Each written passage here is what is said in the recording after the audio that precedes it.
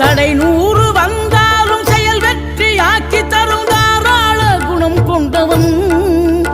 நீ வலை வீசும் அறிவுக்கு தொலைவானவானாகி மாறாது அருள் செய்பவன்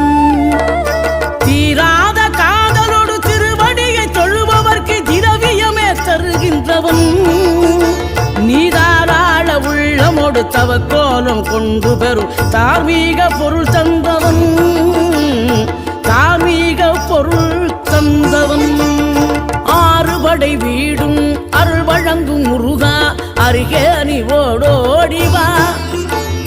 மூவிரண்டு முகம் ஜொலிக்க 2 கரங்களுடன் ஆதர